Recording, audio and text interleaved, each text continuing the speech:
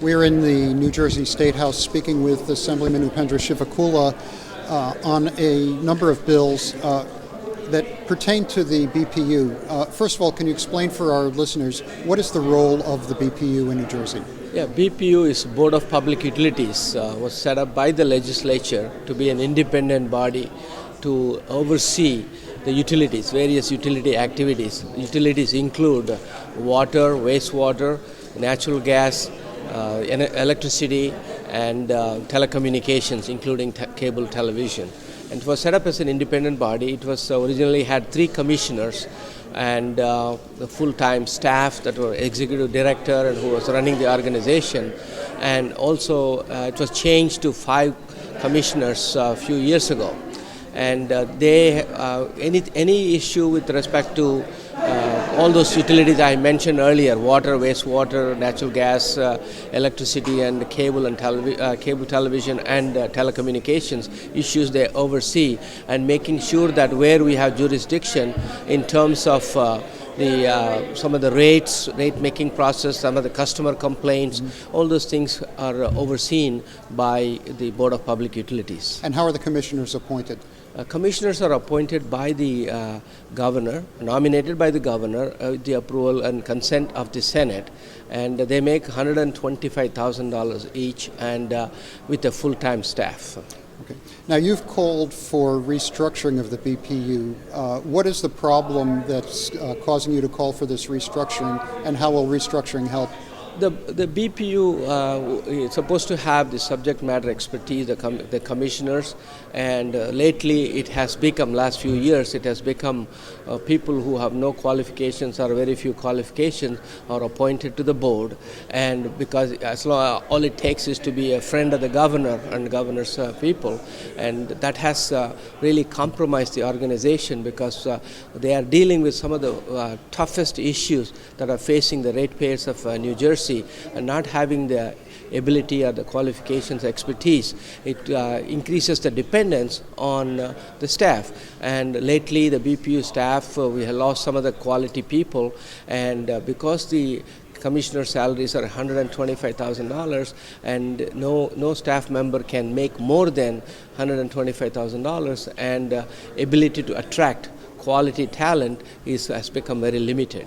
As it is, if you get the numbers from the BPU, the number of consultants that are hired by the BPU, recently they hired McKinsey, and some of the most expensive consultants, we are spending millions of dollars, hundreds of millions of dollars on consultants, whereas we do not have the in-house expertise on these issues.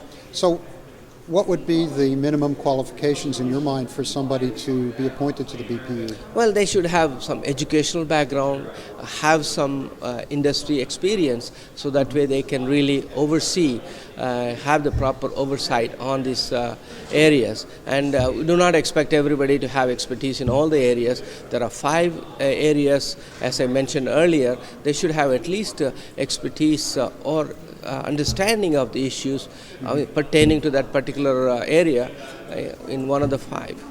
Okay. Related issue, there's dedicated funding for some environmental programs that the governor has been rating to balance the budget. What's the magnitude of that, and what can be done about making sure that those funds are used for their intended purpose? Well, as part of the Deregulation Act, IDECA 1999, we set up what is known as a societal benefit charges, where a certain percent of your energy bill, will be going towards setting up this societal benefit charge fund. And over a period of time, the last 4 years, this governor has taken more than $800 million, and which should have been gone towards energy efficiency, energy conservation, renewable energy, alternate energy promotions. And what has happened is that set us New Jersey behind many other states. Besides being behind in some of this environmental remediation and development, what's the impact been on jobs in New Jersey? The renewable energy, some of the legislations I have written and my colleagues have written, created more than 10,000 jobs in the clean energy economy, and all those things are going to be impacted if we continue to take the money away from societal benefit charges and not do anything in those areas. Let's talk about one area of renewable energy, offshore wind. Senator Sweeney has been promoting offshore wind manufacturing at the Port of Paulsboro. It doesn't seem that much has happened there. What's your opinion on that? Well, I think that's where the BPU restructuring comes into picture, because the BPU completely lost their independence. They are completely listening to the administration, even though they're supposed to be an independent agency, and nothing is not approved by the governor is going to go, and the governor has a national agenda, and he does not want to support wind energy, even though he had taken credit for being New Jersey being the #1 state in offshore wind energy. Hurricane Sandy has caused a lot of problems with power distribution around the state. You have a bill that talks about removal of vegetation around power lines. Tell us about that.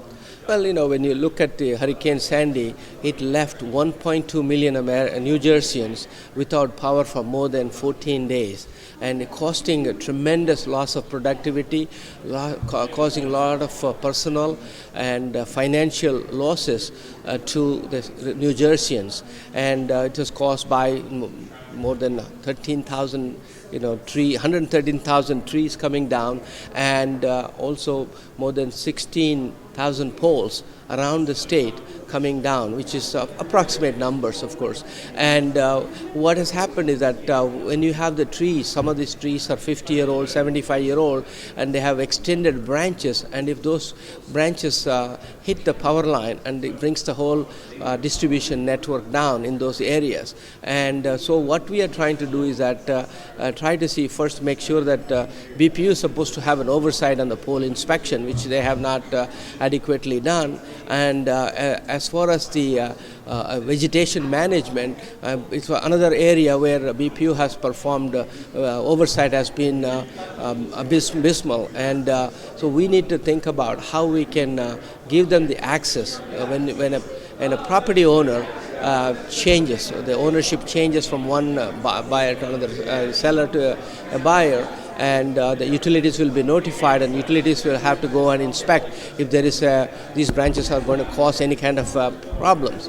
And also there is another bill by my colleague Assemblyman where giving tax credits for people who have these trees, and they may not have the financial capability to remove those branches, and so we are providing tax credits so that way, giving them that incentive, they can go forward. Similarly, we could use some of the societal benefit charges money also helping out for better vegetation management. So those tax credits would refer not only to sale of property but existing owners. The tax credits apply to existing owners who are unable or financially not capable of getting those trees trimmed, and that will help them. Okay. Finally, Bill 3619 talks about alternate means of communication when there's a disaster. Tell us about that. Well, a lot of the times, if there is no power, there is no cell phone, there is no communicate regular phone, and so what we are trying to do is that within 12 hours, if some kind of a man-made disaster that has natural disaster that has occurred, within 12 hours after, if it continues for 12 hours, they should be communicated in another different way, and I think so that way people know. Right now, what happened in Hurricane Sandy, people for days did not know what has happened to their power, when it will come, and BPU spent a lot of money in terms of trying to come up with a consultant report, and they came up with 113-point way of communicating. I think all we need is a alternate means of communicating, so that way people are notified when their power is going to come up, what they can expect, because it has caused a tremendous hardship for people. What are some of those alternate means of communications? I think it could be radio, for that matter, or there must be other ways of social media and all, but still they require a lot of funding for that. But I think there could be 911 type of thing if they through the reverse 911 communication from the township. If the municipal township mayors are aware of that, they should be able to communicate with their constituents. Assemblyman Chivukula, thank you.